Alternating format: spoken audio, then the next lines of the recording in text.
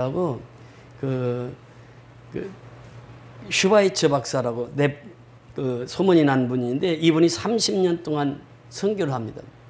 그렇게 연세 세브란스 의과대학을 졸업하시고 의사로 생활하시다가 49세 이제 한참 의사로서 꽃이 필 나이인데 그때 선교사로 나가시는 거예요. 네팔, 방글라데시, 스리랑카, 에티오피아 그곳에서 의료 선교를 합니다. 사람들이 다 얘기를 하는 거예요. 당신은 이제 우리나라에서 의사로서 아주 잘 나가는 그런 유능한 의사인데 왜 그런 곳에 가서 고생을 하느냐고. 국내에 있으면 의사로 존경받고 대우받고 살 텐데 그럼 다 함께 말렸어요. 근데 이분은 하나님께 받은 사랑, 이 사랑을 가지고 그 열대지방을 돌아다니면서 그 오지를 돌아다니면서 의료 선교를 합니다. 그러면서 그분이 성령께서 나를 이끌지 않으면 내가 여기까지 올 수 없노라고. 그래서 책을 한 권 썼는데 핵심이 뭐냐면 성령의 인도하심이에요. 나를 이끌어 오신 분은 하나님께서 성령께서 인도해서 내가 이 사역을 통해서 너무 기쁘다는 거예요. 근데 세상 사람들은 몰라주는 거예요. 그러니까 이 선교라고 하는 것이 그렇습니다. 세상 사람 날 몰라줘도 내가 그 길을 또 가는 것이에요. 이게 선교거든요. 2절의 가사가 이 세상 사람 날 몰라줘도 이 세상 사람 날 몰라줘도 이 세상 사람 날 몰라줘도 뒤돌아서지 않겠네. 이것이 신앙 고백이거든요. 그러면서 선교사들이 다짐이 있습니다. 그것이 무엇입니까? 이 세상 등지고 십자가 보내기. 세상을 등을 안 지면 십자가를 볼 수 없다는 거예요. 이 십자가 뒤에 있잖아요. 그러니까 이 십자가를 보면 세상이 등이 진다는 거예요. 그 세상 등지고 십자가 보내. 세상을 등을 안 지면 십자가를 볼 수가 없다는 거예요. 그 매일처럼 십자가를 보지 않고는 살아갈 수 없는 것이 선교의 생활이라고 하는 것입니다. 사도 바울 보세요. 정말 2차 선교 여행을 하면서 얼마나 어려움이 많았습니까? 데살로니카는 그 마게도냐의 그 수도입니다. 큰 도시였죠. 그 당시 20만이 모이는 살고 있는 그곳에 가서 제일 먼저 들어가는 곳이 어디입니까? 회당에 가서 복음을 전하는 거예요. 예수님은 당신들을 위해서 죽으셨고 예수님은 당신들을 위해서 다시 사셨습니다. 그 예수는 그리스도이십니다. 그 예수의 이름은 그리스도이십니다. 메시아는 그리스도이십니다. 이 소식을 전해요. 그러니까 귀부인들과 헬라인들이 예수를 믿습니다. 많은 사람들이 믿었어요.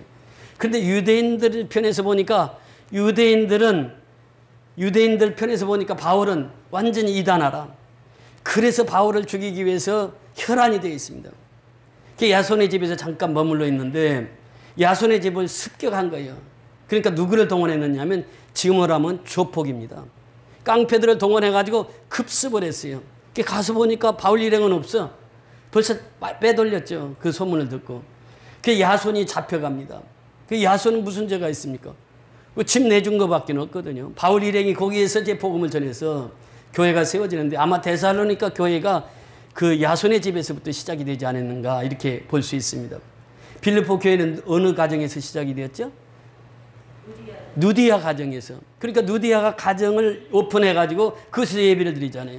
그래서 세워진 교회가 빌립보 교회란 말이죠. 그 야손도 이와 같이 자기 집을 오픈했어요. 아무 때나 와서 선교하시라고. 아무 때나 와서 먹고 자고 선교하시라고. 그 집을 열어놨는데 그것 때문에 야손이 잡혀서 끌려갑니다. 그래서 이제 그 조사를 하는데 보석금을 주고 빠져나오죠, 야손이. 그러면서 이 바울 일행은 데살로니가서 복음을 증거하면서 부딪히는 거예요. 한 부류는 예수님을 열심히 믿고 한 부류는 계속해서 바울을 죽이려고 합니다. 왜 그렇습니까? 우리가 조금 전에 불렀던 빛의 사자들이요. 그 찬송 있잖아요. 빛의 사자들이 들어가면 뭐가 떠나야 돼요? 어둠이 떠나야 돼요. 근데 어둠이 떠나면서 충돌이 일어난단 말이죠. 소동이 일어난단 말이죠. 그래서 바울 일행을 뭐라고 표현했습니까? 지난주일에 천하를 어지럽게 하는 사람들, 천하를 소동케 하는 사람들. 왜 로마 법대로 살지 않고 저들이 로마 왕이 있는데 예수가 로마 왕보다 더 높다고 그러느냐? 이건 말이 안 된다. 그러면서 핍박이 오는 거예요. 그러니까 이 빛이 들어가면 어둠과 충돌이 일어납니다. 어둠이 그냥 안 떠나요. 그냥 모진 몹쓸 짓을 다 하고 떠난단 말이죠. 바울이 그래서 복음을 증거하면서 이제 데살로니가까지 빌립보에서 데살로니가까지 160km를 가서 복음을 전하더래요. 근데 거기에 이제 그 길이 에그나티우스라고 하는 그 길, 로마에서 닦아놓은 길, 그게 군사도로로 닦아놨는데 사실은 바울이 전도하면서 그 길을 다 사용합니다. 그래서 이 데살로니가까지 관통을 해요. 그 시내를, 그 길이. 그 시내를 관통해서 거기서 복음을 증거하다가 이렇게 어려움을 당하니까 바울을 빼돌려서 어디로 보냈어요? 베레아로 보냅니다. 베레아에 가서 또 복음을 전하는 거예요. 오늘 본문에 보면은 베레아에 들어가서 제일 먼저 찾은 곳이 어디입니까? 역시 회당이었단 말이죠. 회당에 가서 예수가 하나님의 아들이고 예수가 메시아고 예수가 그리스도라고 하는 이 복음을 증거합니다. 그러니까 데살로니가 사람들은 좀 베레아 사람들은 달랐어요. 데살로니가 사람들과는 좀 달랐습니다. 이 데살로니가 사람들은 얼마나 악질이었냐면 베레아가 그 80km입니다. 데살로니가에서 베레아가 80km. 그런데 거기까지 쫓아왔어요. 데살로니가 사는 유대인들이 쫓아와가지고 또 바울을 죽이려고 하는 거예요. 바울이 또 거기서 쫓겨가면서 아덴까지 갑니다. 아덴은 상당히 먼 거리, 160km인가 130km인가 그렇게 됩니다. 아덴까지 갈 때는 일행을 데리고 가지는 못해요. 바울 혼자 도망을 갑니다. 아덴까지. 그래서 또 아덴에 가서 복음을 전해요. 선교사의 삶이라고 하는 것은 주거지가 딱 정해져 있는 것이 아니에요. 언제 어떻게 핍박을 받을지 몰라요. 그러니까 항상 준비를 하고 있어야 돼요. 무슨 준비? 떠날 준비를 하고 있어야 돼요. 선교사들은 잘 도망 다녀야 돼.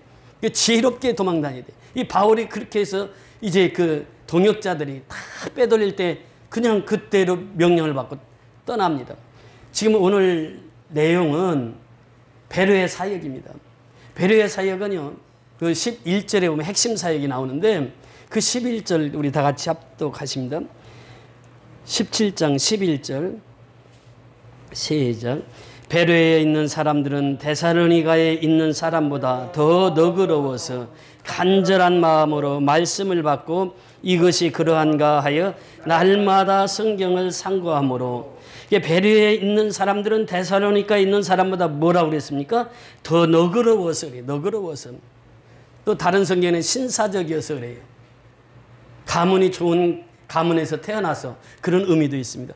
그러니까 이 베레아 사람들은 아주 너그러웠어요. 너그럽다고 하는 것은 무엇입니까? 신앙생활을 했다는 것이죠. 주님 중심으로 살았다고 하는 것이요. 성령 충만한 생활을 했다고 하는 것입니다. 여러분, 성령이 충만하면 어떠냐? 사람이 너그러워집니다. 예. 사람은 각박하게 살아가요. 요즘에 현대인 보세요. 얼마나 각박하게 살아가는지 몰라요. 그러나 성령 충만 받고 은혜 충만 받은 사람은 어때요? 마음이 너그러워져요. 너그러운 사람이 되는 거죠. 그러니까 이 사람들, 베레아 사람들의 특징이 뭐냐? 너그러웠다라고 하는 것이에요. 그 말씀을 받고 이제 그 너그러운 마음으로 바울의 말씀을 듣습니다. 두 번째는 뭐라고 말씀하십니까? 너그러웠을 뿐만 아니라 두 번째는 뭐라고 말씀하십니까? 간절한 마음으로 말씀을 받고 그래요. 그 말씀을 받을 때 중요한 것이 무엇입니까? 간절한 마음이에요. 제가 미얀마가 설교할 때마다 그 성도들이 얼마나 그 말씀을 간절히 받는지 몰라요. 간절히 말씀을 사모하고 말씀을 받으니까 무엇을 받아요? 은혜를 받습니다. 오늘날도 역시 마찬가지잖아요. 간절한 마음으로 말씀을 받아야 된다고 하는 것이에요. 우리가 이 설교는 소리로 들리면은 그는 은혜를 받을 수가 없습니다.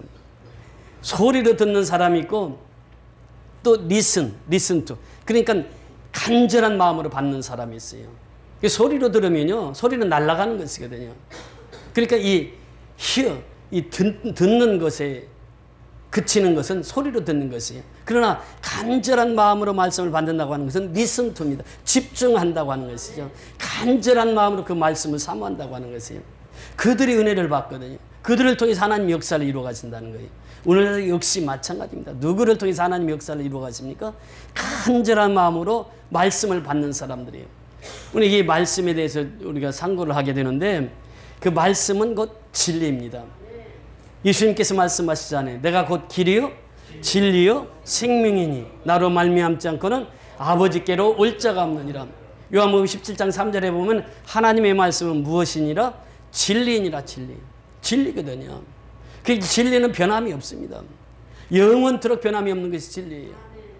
그 진리의 말씀을 우리가 붙들고 살아가는 것입니다. 여러분 보세요. 여호수아에 보면은 이 여호수아 1장의 그 말씀이 눈의 아들 여호수아 이렇게 표현합니다. 눈이라고 하는 말은 자기 아버지 이름이에요. 그 눈의 아들 여호수아. 여호수아에게 명령을 내리는 거예요. 너는 적과 꿀이는 가나안 땅을 이 백성을 이끌고 가라. 내가 지시할 땅으로 가라. 명령하시는 거예요. 근데 여호수아는 너무나도 두려운 것이에요. 나이도 젊지요. 이 백성들을 모세와 같이 이끌어갈 자신이 없는 거예요. 그래서 마음이 항상 두려웠어요. 그때 하나님께서 말씀하시는 거예요. 여호수아를 한번 펴보세요. 여호수아 1장 5절부터 같이 보십니다. 여호수아 1장 5절.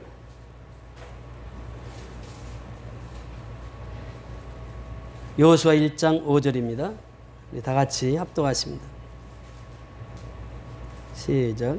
내 평생에 너를 능히 대적할 자가 없으리니 내가 모세와 함께 있었던 것 같이 너와 함께 있을 것임이라. 내가 너를 떠나지 아니하며 버리지 아니하리니 내 평생에 너를 능히 대적할 자가 없으리니. 누가 말씀하시는 거예요? 하나님이 누구에게? 여호수아에게. 여러분 그렇습니다. 지금 참 경제적으로 어려움이 있어요. 그 어려움이 있다 보니까 자꾸 위축이 됩니다. 그런데 중요한 것은 뭐냐? 지금 이 경제라고 하는 것은 팔레토 법칙이 있습니다. 80%는 어려워요. 회사가 80%는 어려워요. 그러나 20%는 어떻다고요? 그 속에서도 성장을 합니다. 그러니까 우리가 바라보는 경제는 어떻게 돼요? 하나님 측면에서 봐야 돼요. 그러니까 내가 이 세상이 다 경제가 어렵다 할지라도 내가 하나님께만 서 있다고 하면 팔레토 법칙에 의하면 반드시 20%는 성장하는 기업이 있다는 것이죠. 그러니까 두려워할 것이 없다는 거예요. 여호수아가 그렇게 두려워한 거예요. 너무 두려운 거예요. 근데 하나님께서 직접 여호수아에게 말씀하신 거예요. 내가 너와 함께 할 거야. 홍해수 가르는 거 봤지? 이 모세를 통해서 모세가 기도했을 때 홍해수를 가르는 거 봤지? 그 현장에 있었거든 여호수아가. 또 그 아멜렉과 전투할 때 모세가 손을 들면 이기고 또 손이 내려오면 아멜렉이 이기고 그때 여호수아가 군대 장관으로 가서 싸웠거든. 그때 대승을 했단 말이죠. 알거든요. 모세와 함께 하셨던 하나님이 어떤 하나님인가를 알고 있어요. 그 하나님께서 말씀하시는데 누구와 함께 했던 것과 같이 모세와 함께 했던 것과 같이 내가 너와 함께 하겠다. 이게 무엇입니까? 말씀의 약속이에요. 그래서 우리 인생을 살아가면서요. 결론은 뭐냐? 말씀이라는 거예요. 모든 인생의 결론은 말씀이에요. 내가 어려움을 당한다. 힘든 일을 당한다. 내가 몸이 아프다. 여러 사람에게 물어볼 수는 있어요. 그런데 결론은 어디로 가야 돼요? 말씀으로 가야 돼요. 여호수아가 그랬단 말이죠. 결론은 말씀입니다. 그래서 내가 강의를 하든 또 무슨 일을 하든 결론은 예수를 증거해야 돼요. 그래서 제가 중국에 가서 선교할 때 그 선교사님이 얘기하는 거예요. 이 중국은 공산당이기 때문에 복음을 전하면 안 됩니다. 그런데 목사님 45분간은 강의해 주시고 5분만 복음을 전해 주세요. 그래요. 나 그 말을 듣고 참 감동을 받았어요. 그 우리의 끝은 뭐예요? 복음이라는 복음. 말씀이 결론이 돼야 된다는 거예요. 우리 인생은 여러 가지 겪고 살아갑니다. 그런데 결론은 말씀이라는 결론. 왜? 그 말씀에 하나님이 함께 하시겠다는 거예요. 그러니까 여호수아의 두려움이 점점 이제 사라져가는 거죠. 그 9절에도 내려가서 보시면 9절에요.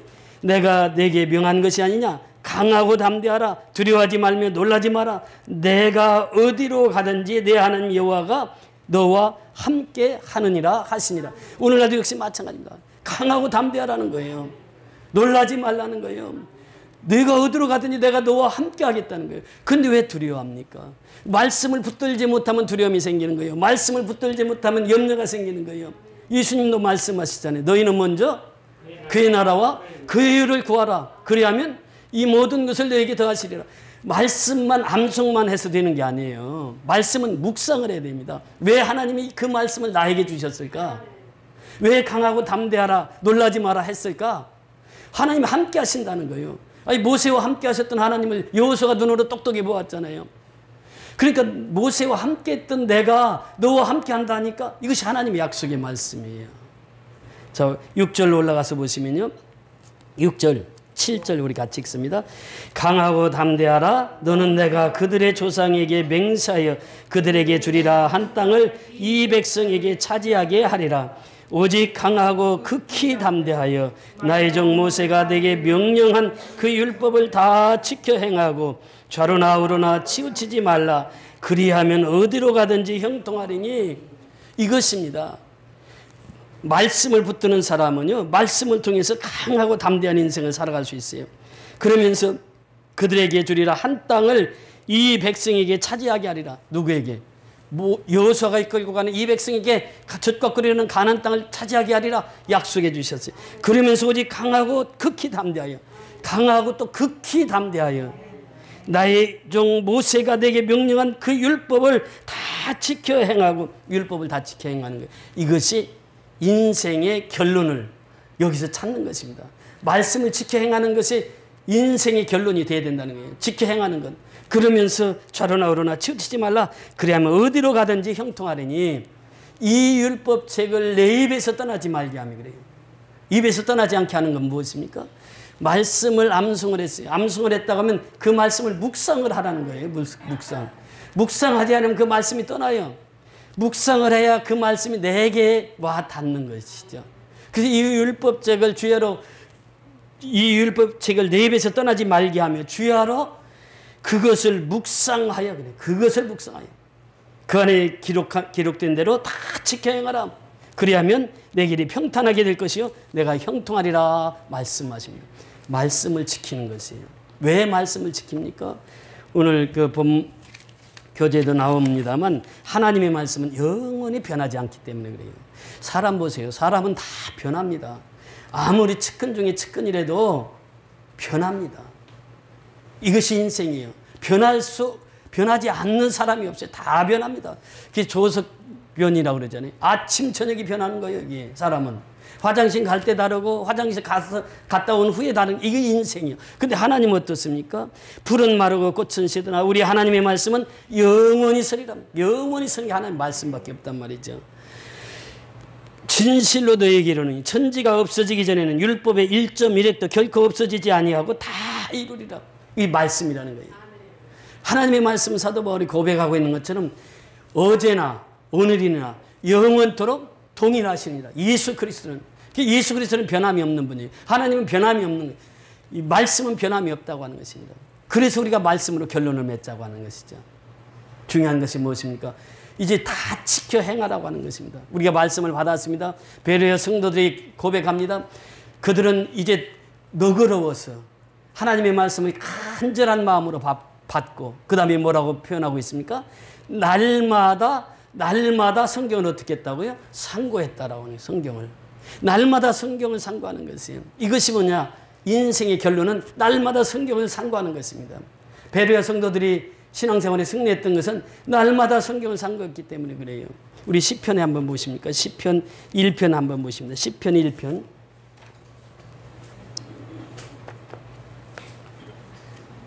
시편 1편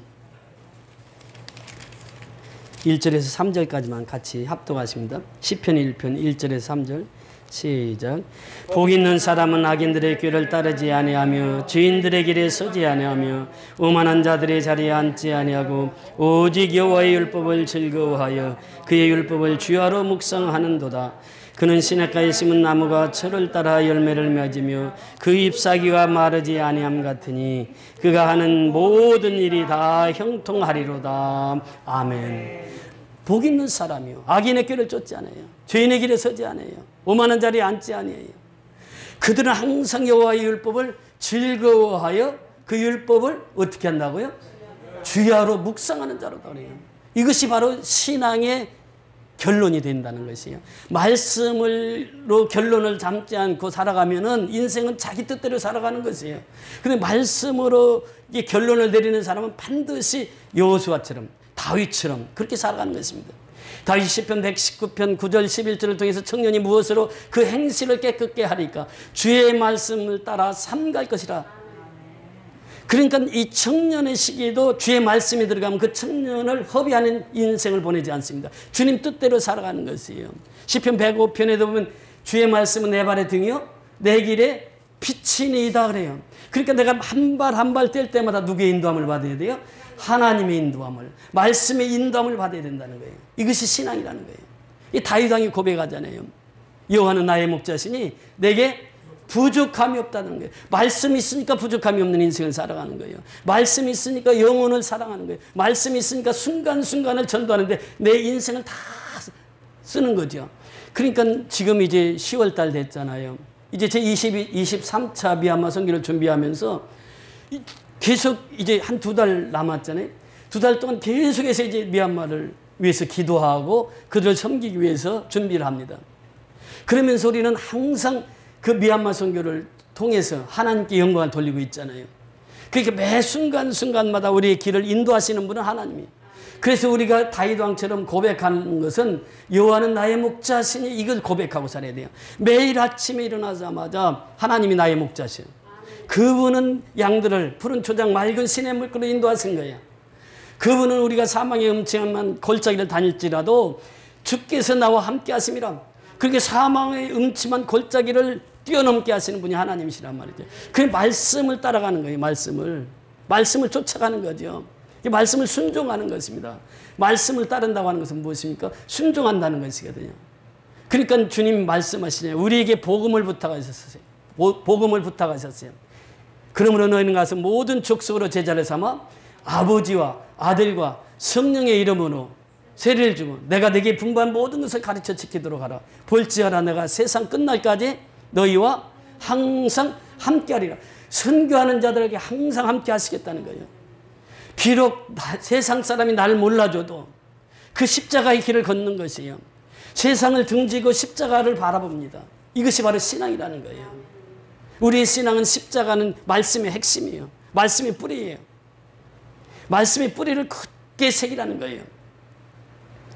용문산에 가면은 은행나무가 1100년 사는 은행나무가 있어요. 어마어마하게 크잖아요. 그런데 그 큰 은행나무가 무엇이 깊이 박혀 있는 거예요? 뿌리가 깊이 박혀 있어요. 그러니까 1100년을 사는 거예요. 여러분, 이사야서 26장 3절에 보면 심지가 견고한 자는 그래요. 심지가. 뿌리가 깊은 자는 그 말이에요. 그러니까 우리가 말씀의 뿌리를 깊게 박고 있으면은 용문산의 그 은행나무가 1100년 살듯이 우리가 그 말씀에 깊이 뿌리를 내려야 우리가 살 수 있다는 것입니다. 말씀의 뿌리가 없으면요 계속 흔들립니다. 여러분 보세요. 씨 뿌리는 자가 씨를 뿌리잖아요. 근데 그 돌짝밭에도 떨어지고 길가에도 떨어지고 가시덤불에도 떨어진단 말이죠. 그 돌짝밭에 있는 것은 무엇을 걷어내야 돼요?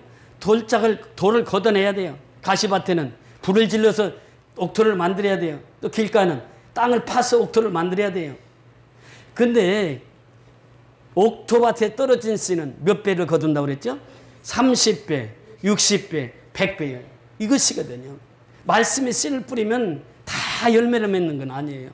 옥토밭에 떨어진 씨만이 30배, 60배, 100배를 맺는다는 것이에요. 그럼 지금 이 시간 말씀의 씨를 뿌리는 것이 하나님이.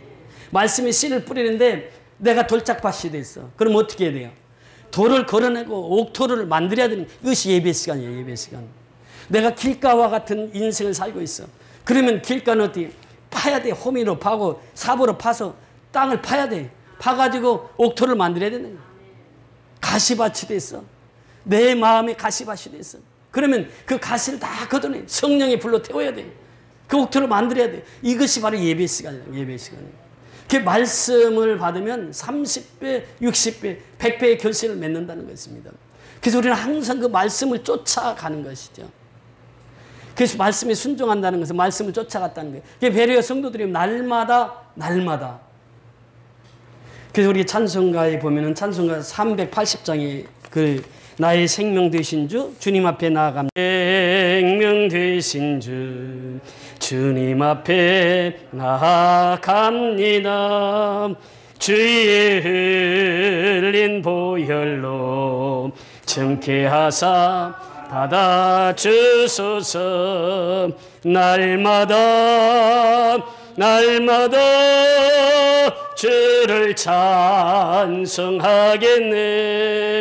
주의 사랑 줄로서 나를 굳게 잡아매소서.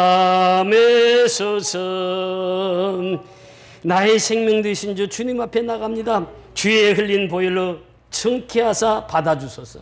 이 절에도 보면 괴로운 세상 지낼 때 나를 인도하여 주소서. 주를 믿고 나가면 나의 길을 잃지 않겠네. 세상 살아갈 때에 주를 더욱 사랑합니다. 밝고 빛난 천국에 나의 영혼 들어가겠네. 날마다 날마다 주를 찬송하겠네. 우리 찬송가 540장에도 보면 주의 음성을 내가 들으니 사랑한단 말일세. 믿는 마음으로 주께 가오니 나를 영접하소서. 내가 매일 십자가 앞에 더 가까이 가오니 구세주의 흘린 보배 피로써 나를 정케 하소서. 2절에도 보면 주의 넓으신 은혜 베푸사 나를 받아주시고 나의 품은 뜻 주의 뜻같이 되게 하여 주소서. 주의 보좌로 나아갈 때에 어찌하니 기쁠까. 주의 얼굴 항상 배우니 더욱 친근합니다. 우리 구주의 넓은 사랑을 측량할 자 없으며 주가 주시는 참된 기쁨도 헤아릴 수 없도다. 후렴이 동일하게 뭐를 표현하고 있습니까? 날마다 날마다 주를 찬송하겠네. 내가 매일 십자가 앞에 더 가까이 가겠네. 매일 날마다 합니다. 이 찬송가를 작시한 그루스비라고 하는 분은 6개월 동안 6개월 살다가 실명을 했어요. 실명을 해서 평생 동안 눈을 보지 못하고 삽니다. 제가 잘 아는 그 부산의 원 목사님이나 원종호 목사님이 지금 전혀 앞에 보이지 않습니다. 그런데 우리 그리스도께서 책을 제일 많이 내신 분이에요. 책을 무려 50권 이상 쓰신 분인데 눈이 전혀 안 보여요. 지금도 자기는 이렇게 불러주면은 대피를 하는 분이 있어요. 그래서 제 책을 내시는데 지금도 80이 넘었는데 지금도 책이 나옵니다. 그러니까 그분에는요 오직 주님밖에 없어요. 오직 복음밖에 없어요. 어떻게 하면 동역자들에게 자기 설교와 자기 책을 통해서 그 복음을 전할까? 그러면서 평생 동안 책을 내서 그렇게 동역자들에게 후배들에게 그것을 기록을 남기고 있습니다. 그루스비가 그랬습니다. 그 눈이 보이질 않아요. 그러니 자기가 받은 은혜가 있어. 은혜가 있기 때문에 이런 주옥 같은 찬송과 작시를 하는데 날마다 날마다 주를 찬송한다는 거예요. 왜? 그 은혜가 있거든. 바울이 다메섹 수상에서 예수를 만나고 나서 그 은혜 때문에 그 바울이 2차, 1차, 2차 그렇게 죽음의 고비고비를 넘기면서도 그 복음을 전했던 것이죠. 그루스비 역시 마찬가지입니다. 날마다 날마다 내가 매일 십자가 앞에 그러니까 십자가 앞에로 나가는 것이 그것이 생명을 살리는 것이에요. 여러분 실제로 6.25 때 있었던 일인데 19명이 이제 그 배를 타고 남하를 합니다. 그런데 그 어린 아이가 하나가 있었어요. 그 북한에 이제 타고 그 떼목을 타고 이렇게 남한 쪽으로 오려고 하는데 애가 웁니다. 그 엄마가 입을 탁 틀어막았어. 그 애가 더 우는 거예요. 밤에요. 그 야밤에. 그러니까 인민군들이 보기만 하면 총으로 다 죽는 거예요. 그렇게 어머니가 할 수 없으니까 어떻게 했냐면 그 아이를 물속에다 머리를 쳐박아 버렸어요.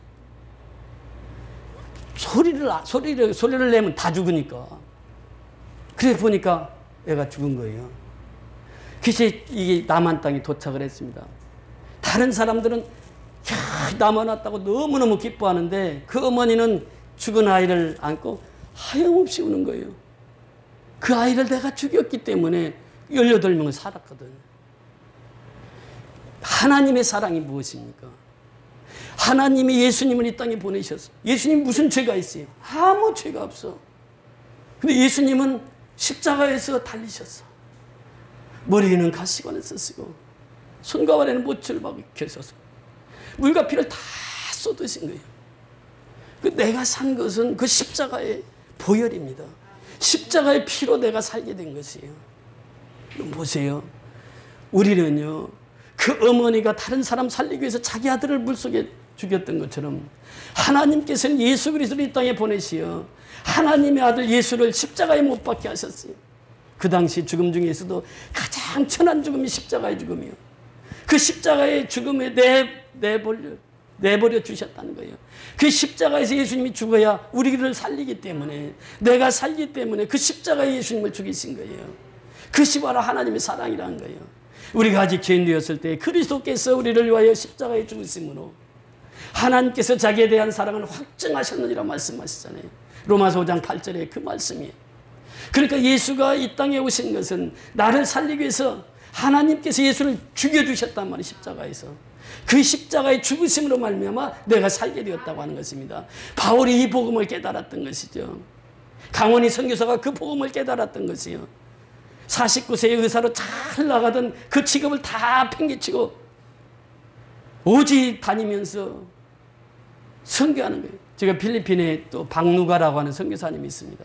그 선교사님도 오지만 다니면서 나이 50대인데 작년인가 소천하셨어요. 암으로. 그분은 암으로 그 의사 선생님이 비행기 타면 안 됩니다. 그런데 나는 가야 된다는 거예요. 나는 죽기 직전까지 필리핀에 가서 그 오지 선교를 하시다가 하나님의 부르심을 받았습니다. 우리 인생은 무엇입니까? 정말 내가 죽어야 할 그 자리에 예수님이 대신 죽어주셨어요. 이것이 십자가의 사랑입니다. 성경은 한마디로 말하면 사랑의 책이에요. 십자가란 말이죠. 그런데 마틴 루터가 성경을 짜고 짜봐라. 예수의 피 한 방울밖에 나올 것이 없다는 거예요. 예수의 피가 성경 전체입니다. 십자가가 성경 전체예요. 그 십자가의 사랑을 우리가 받고 사는 것이에요. 그 사랑을 받았으니 우리가 죽기까지 복음을 증거하는 것입니다. 여러분, 성경책은 사랑의 책이요, 두 번째는 기적의 책입니다. 여러분, 성경 앞장과 뒷장만 빼고는 전부 다 이게 기적이라는 거예요. 예. 성경은 기적적인 역사거든요. 예수 그리스도의 십자가의 죽으심이 기적이고 사흘 만에 부활하신 것이 기적 아니겠습니까? 동정녀말의 탄생이 기적이고 예수님의 재림도 기적 아니겠어요? 그러니까 이 성경의 핵심은 십자가와 그 사랑이요. 성경은 바로 기적의 책이라는 거예요. 하나님께서는 날마다 지금도 그 기적적인 행사를 우리를 통해서 이루어 가신다고 하는 것입니다. 그 인생을 살아가면서 두려워하지 말라는 거예요. 경제가 좀 어렵다고 두려워하지 말라는 것이에요. IMF도 우리는 이겼다고요. 금붕어기에게 해가지고 선교사님들이 그 당시에 얼마나 힘을 얻었는지 몰라요. 힘들고 IMF 그렇게 어려웠지만 우리나라가 금붕어기를 해가지고 IMF를 2년 만에 졸업한 나라는 우리나라밖에 없어요. 원조 받던 나라가 원조하는 나라는 세계에서 우리나라밖에 없어요. 우리나라 위대한 민족이에요. 왜 그렇습니까? 애국가에도 나오잖아요. 하나님이 보호하사 우리나라 만세. 어제 국군의 날 애국가 4절까지 다 부르는데 너무너무 감동이 됐어요. 하나님이 보호하사 우리나라 만세란 말이죠. 그러니까 우리가 받은 그 사랑이 있어요. 최수연 선교사님으로부터 받은 그 하나님의 사랑이 있습니다. 그리스도의 뿌리는 그분을 통해서 뿌리가 섰단 말이죠. 그러니까 우리는 그 받은 사랑을 이제 미얀마에 가서 전파하는 거예요. 그 미얀마 선교 소식을 들으면서 제일 기뻐하는 사람이 있습니다. 이게 누구냐? 랜디 최셔이. 최셔이 선교사님 아드님이 자기가 해야 할 해신을 원목사가 해주고 있다고 하면서 얼마나 기뻐하는지 몰라요. 그러면서 미국에 가서 다 그 자랑하는, 내가 카톡 보내면 그걸 다 가서 미국 동료들에게 자랑하는 거예요. 우리의 자랑은 예수 십자가밖에 없습니다. 십자가만이 내가 살 길이고 십자가의 사랑만이 나를 살리는 것이고 십자가의 사랑을 받았으니 십자가의 사랑을 전파하는 것이고 십자가는 바로 기적의 기적이 바로 십자가라는 거예요. 그래서 오늘 우리에게 주신 말씀, 바울이 그렇게 생명을 아끼지 아니하고 복음을 증거하면서 숱한 어려움 속에서도 꺾이지 아니하고 다시 오뚜기처럼 일어난 것은 말씀을 붙들었기 때문에 그래요. 여러분들의 삶의 결론은 말씀이 되어야 됩니다. 말씀을 결론 삼지 않고는 내 인생이 바르게 갈 수가 없는 것이에요. 항상 말씀을 붙들고 결론을 말씀으로 삼고 살아가는 저와 여러분이 다 될 수 있기를 주의 이름으로 축원을 드립니다. 아멘.